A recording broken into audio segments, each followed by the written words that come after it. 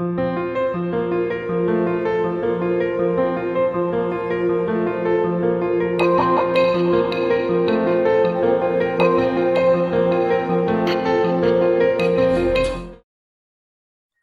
so today's topic is Apache Spark, and okay, so let's move on to this one. So, what is Apache Spark? Basically, it's a cluster computing platform, completely open source. So, by cluster computing, you can understand what it exactly does. It's just doing all kind of batch processing or cluster processing, or any kind of you can say parallelism. If we want to put into any computation, then we can use Apache Spark over there. So unlike some other similar products that we will name further in the presentation, Apache Spark tend towards in-memory computation, as it does not require other uh, storage spaces while computing. It uses its own memory location.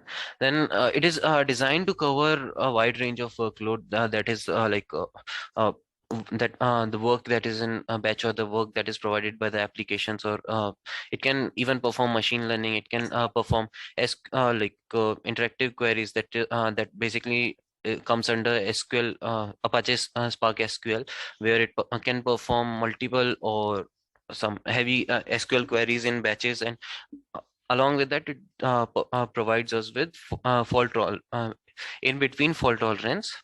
Then we can also do stream processing with Apache Spark. That's like if we have some messaging queue, something like RabbitMQ queue in between, and we have to do a stream processing on the data that is being provided by that message queue. Then for that also we can use Apache Spark, just like Elasticsearch and all. Then it can combine multiple processing types as well. So let's say if there is some processing is happening in between two different processes. So let's say one is for ML and one is for normal application processing is happening. Then the output of both of them can be combined, and the resulting output can further be used for a next batch of processing. So it's like we will come to this one as well, as it uses one of the a unique kind of data structure for storing the data as well as processing the data. It's called RDD, resilient. This one, sorry, it uses RDD. So in this one, what happens is it stores all the kind of data types in a single place. And it's completely fault tolerant as well as immutable. So whatever processing we do on the RDD, that processing isn't lost. It's as long as the process is going on, it's stored separately, so the original data is always there. And then while doing any kind of processing, so here as I said earlier, that it will take take the output of two different processes and then store it in between. So that means it from two different RDDs, it is processing and then creating one intermediate new RDD, and then doing a process on that new generated RDD, and then after that generating the entire result, and then it is passing us wherever we need it. Then it integrates closely with other big data tools that are like Apache Hadoop. So if you look at the history of Apache Spark, it is mainly built over Apache Hadoop. And there is a thing that if you are using the Apache Hadoop as the Apache Hadoop HDFS, then the processing that you for the same task, the processing speed for Apache Spark compared to Apache Hadoop will be 100 times more. And if you are 200 times more, and if you are using the Apache Spark's own memory, then it will be 100 times faster than Apache Hadoop. So it also provides API for Java, Python, and R. So using those APIs only, we can interact with the Apache framework. Now, moving on. So here is the core architecture for Apache Spark. It consists of a driver program. Let's say we have a Scala application or a Java application, or some API that is going to use these Spark this one Spark features. So inside that driver program, we will be writing a Spark context object, and uh, then we will be having a cluster manager running. So this cluster manager can be can be on your local system or on like a remote a machine as well. So what the cluster manager will have is it will have multiple worker nodes, and each worker node will have a executor, and each executor will have some task that it can perform, and a cache memory where it can store the result of those tasks. So what exactly happens in Apache Spark is when we run the driver program, and the Spark context communicate with cluster manager, it asks the cluster manager to allocate worker nodes to the Spark context, the worker nodes as per the requirement of the program. So let's say we have to do a word count, then however like how many worker nodes will be required will be allocated to Spark context, and then the executors of those worker nodes will be allocated to Spark context, to be precise. And then Spark context will pass the task as a application code to these executors. uh, when executors are done with their processing, they will store that the result of those process into the cache memory of the worker node, and these cache memories can be used by the other worker nodes as well. So yeah. Now, in Apache Spark, there are a few core components. So first is the Apache score, the bottom one. So here, this is the building block. Then above this one, we have the other four, that is Spark SQL, Spark Streaming, Spark ML Library, and then Spark Graphics. So moving on to the explanation of Spark Core. So Spark Core is the basic IO functionality tool. So all the scheduling, monitoring of the task, dispatching, networking with a storage system like HDFS or its own memory system, or if there is any fault that has occurred in the while processing the task, then instead of giving a complete failure, it just provides us a recovery point, so a fault recovery management, and then whatever the memory management is required, that all is handled by Apache this Spark core.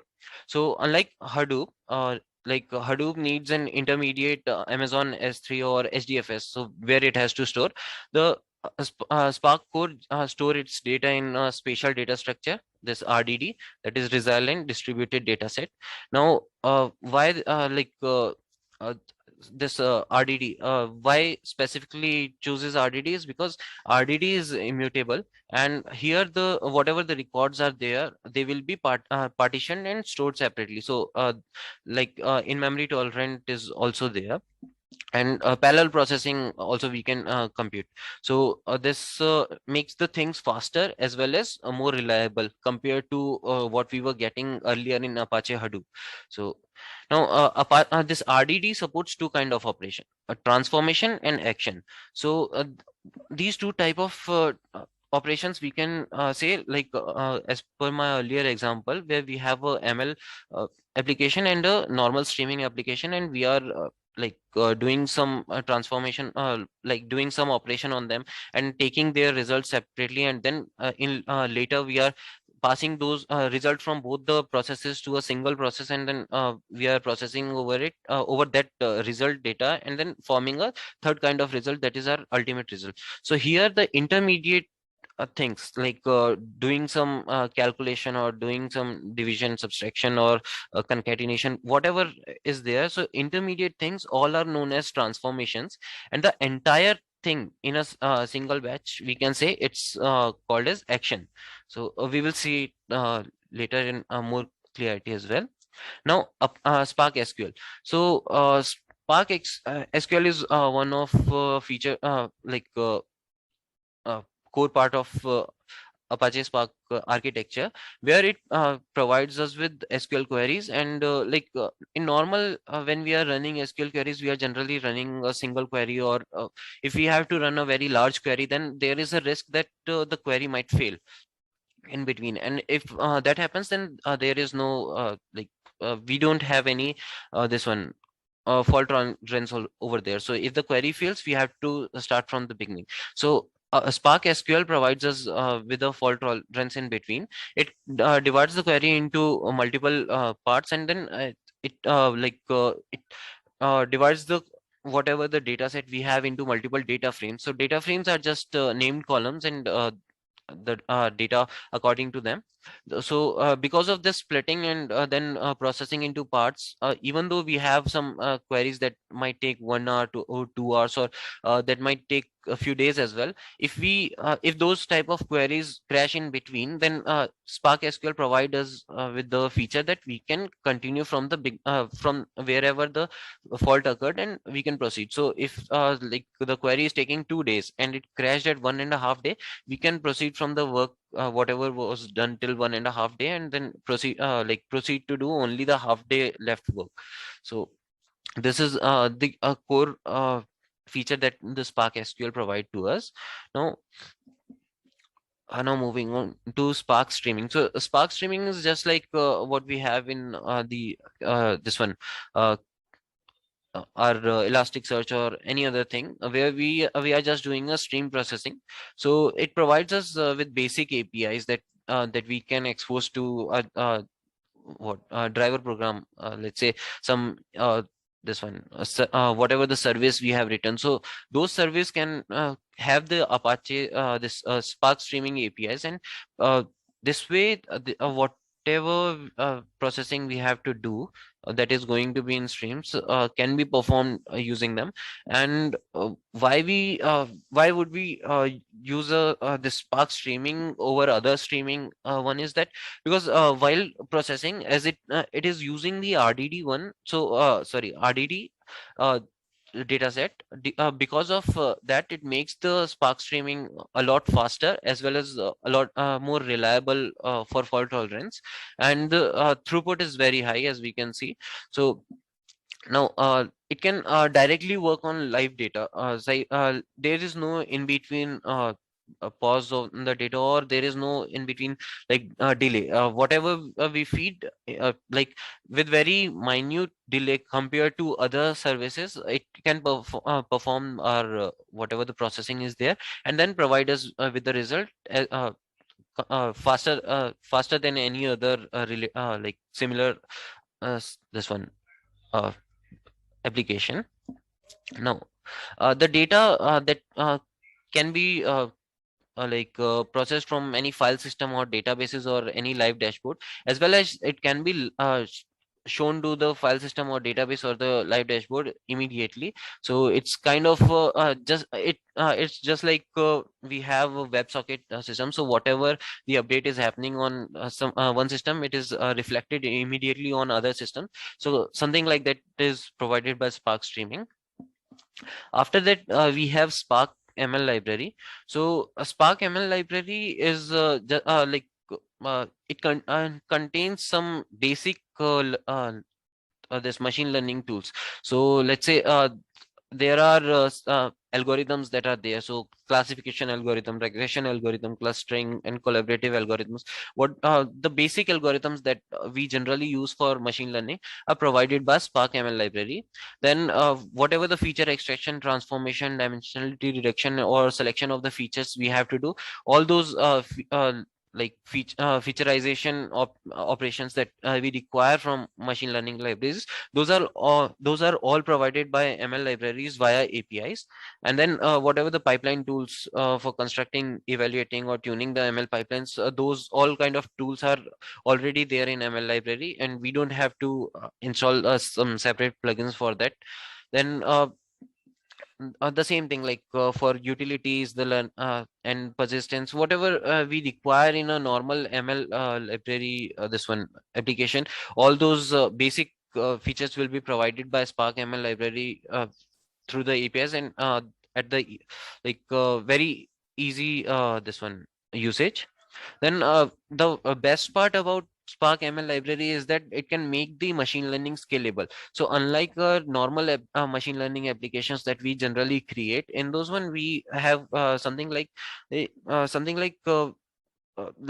applications are not this one very scalable. They are just what's say something like a C program, where they are where they are dependent on whatever is happening previous, and this way the processing takes a lot time. But here ML this one Spark ML library, it makes sure that whatever the processing is not dependent on the previous data, or some there is, if there is no dependency, then it can separate those out, and it can calculate the whatever the processing is required, it can calculate those things separately and then combine the result data. So that makes it very scalable and highly this one very high speed, as well as very easy to use, as all the things are done by the APIs that are provided by ML library. So no separate setup is required for that one. Then we have Spark this one GraphX. So just like other components, Spark GraphX is for graph computation. So if there is any graph computation that we need to do, so let's say this one Postman problem is there. So if we have to compute those things, then we can use Spark GraphX compared to other graphics tools, sorry, graph computation tools. So why we should opt for Spark GraphX instead of them is because since like it is extending over Spark RDD, it can do all these Spark computation at a high speed, as well as it like this if there is a multi graph concept, then all those graphs will be calculated on separate note, and then the result will be combined at the end of the this one processing, and then whatever the computation is there in the graph, it becomes much faster than other things. So graphics like this Spark graphics library, it exposes us three types of operators that we require to make the computation faster. So those are to create the subgraph operators, and when we have to join the vertices to make so those this join vertices operator, and then we have a aggregate message operator. So these operators are provided by Spark Graphics to make the processing faster. One second.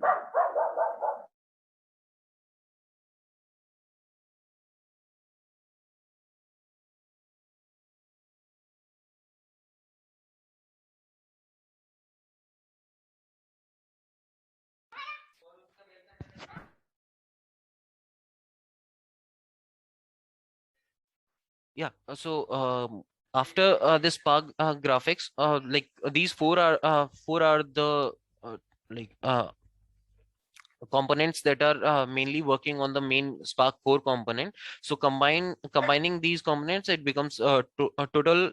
There are five components that are provided by Apache Spark. Now, moving on to the pros and cons of Apache Spark. So, as we have seen that since Apache Spark is using RDD, it has an advantage of speed over any other computation tool. So, if let's compare to the Apache Hadoop. So, if we are running it on the Apache Hadoop's this memory system, then it Apache Spark is almost 200 times faster than Apache Hadoop itself. Then ease of use, since Apache Spark for all the things for the graphics, for the ML library, for streaming, for this one core components or SQL, it provides us easy to use API. So the ease of use is very much in Apache Spark compared to other services where we have to write the components from like with very detailed, and that requires a lot of research on that one.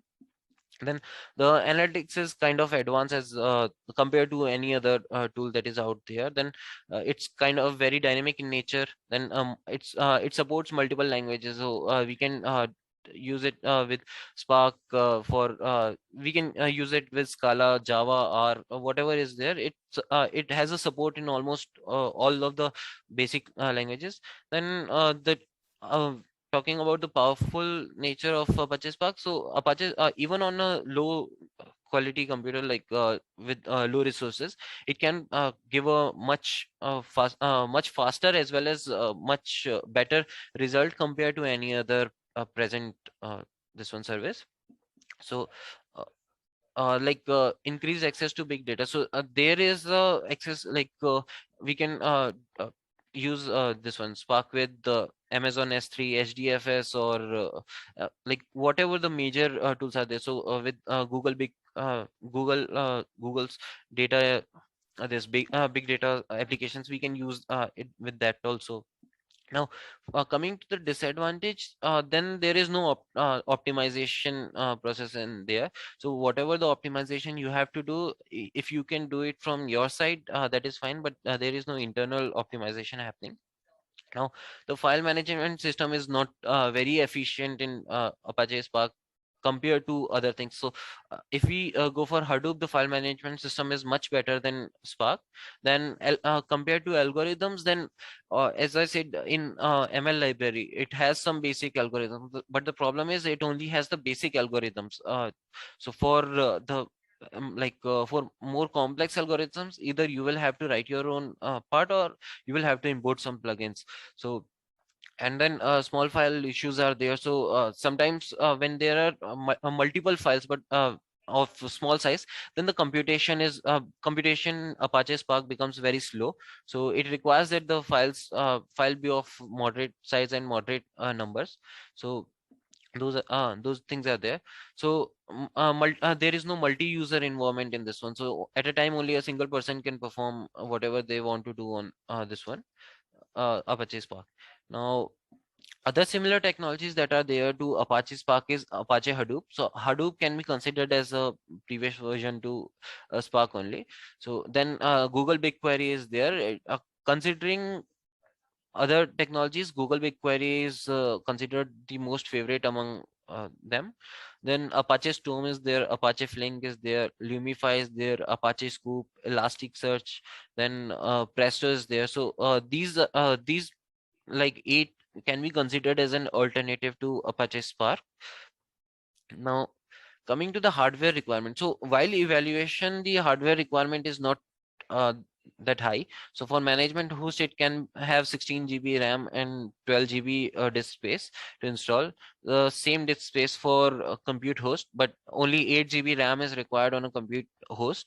Then cluster size can be larger than 30 GB, and here on the compute host, it is in terms of it depends on multiple factors, like how many slots we need, or how many like service packet size is there. So on that it can increase. So this is one of a disadvantage, you can say, in Apache Spark, as it gets very large when we have to uh, process a lot of things.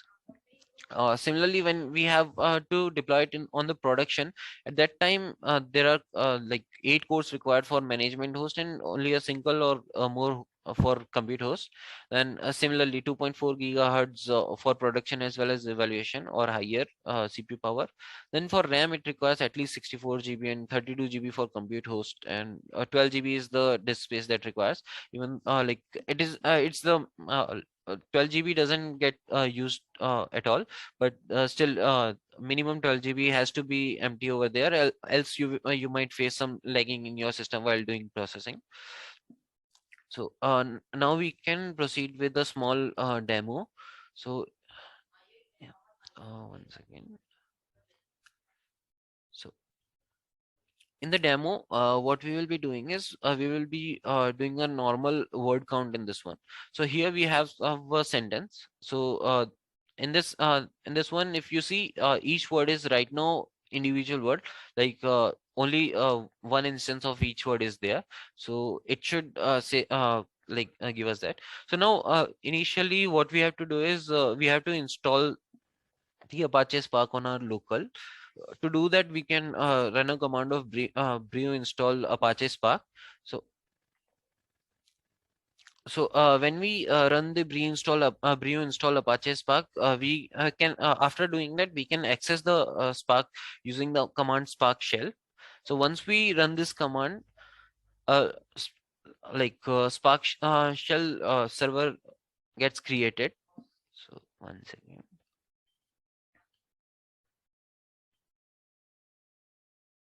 Okay. So by core, it works on Java and Scala. So now once the server is up, we can access the dashboard from the address localhost 4040, or in some cases it comes as localhost 8080 as well. But in most scenario it's only localhost 4040. As of now, in this dashboard you can see what all jobs are what jobs were running, if they succeeded or failed or are still running. So how many executors were added or removed. So all uh, that is visible on this dashboard. So stages, we can see if there is a very large processing we want to do. So at that time, what all the stages the executors or the context has followed, those will be displayed over here. The storage, environment, and details, and the executed details will be here. So yeah. Now let's try to run a small this one small program where we will try to do a word count from this file. So let's go to the terminal. Here we can enter. We can. You, 1 minute. Where's the page? Yeah. So here this command is there. So where a is just a variable. Here we are just taking the input from a word txt file that is over here, and then we are mapping we are splitting first we are doing a flat map where we are splitting each line from from this one from the file, and then we are mapping each word of the file with a key. So here we are using the key as 1. Now after doing that, we are doing a reduce by key. So here since the key is this one, uh, the word itself will be the key and 1 will be the value. So when we do a reduce by key, operation happens where for if there is two different occurrences, so that will become as this one and this one. So what it when we do the reduce by key, it will make it as this two. Okay. Now let's remove this one. Now after that, when we perform the b dot collect basically gives us the array where for each word it will be giving us the count. Now if you look at this one, as we were we had in our presentation, there was a concept of transformation and action. So here, if you look at these two functions, then these are the transformation functions, and this b dot collect is a action function, like action type.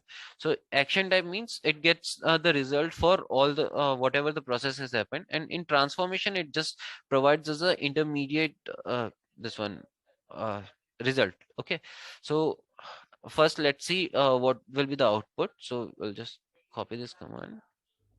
We will be running it with the Scala. So here, if you see, okay, so there is no output. It just it's just a intermediate state. It's a transformation type one, so that's why there is no output. Similarly, if you go to the jobs, so here you will find there is no there is nothing in the view. Okay, so here nothing is there in the view. Now, if you perform the another transformation, this one application, this operation, similarly, there will be no output and there will be nothing on the job dashboard as well. Now, when you run the action, so that is v.collect, then here you can see we have got a result. So here's the result. So result is a array where it is giving us the count of each word. So Scala is used one time, this is used one time. So all these word has appeared one time, so it is giving 1. And if you go to the job dashboard, here you can on reload, you can see that there was one executor added and it was a success. Since it is marked as blue, it was it succeeded. And then if you like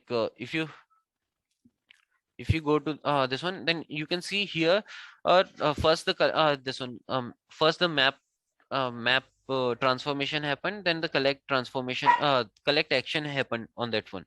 So and all the details will be there, like how much duration each operation took. So first mapping took the 0.2 seconds and then the collection took the 81 milliseconds. So all this information will be there. Then all the executor information, like will be there, like how many storage capacity it has consumed, or whatever the details are there. Now, let's try to update this one. So I will add Spark. So this should show Spark 4, and let's say text. So it should show text three times. No. So now if we perform the same operations, we can see the result.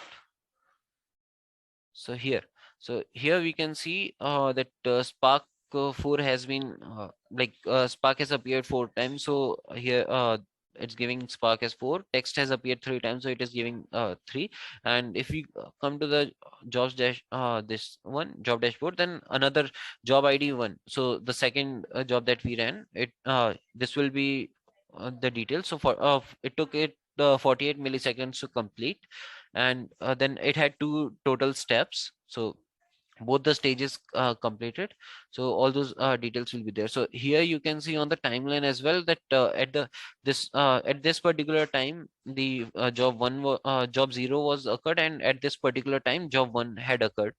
So yeah, uh, that's all. Hello.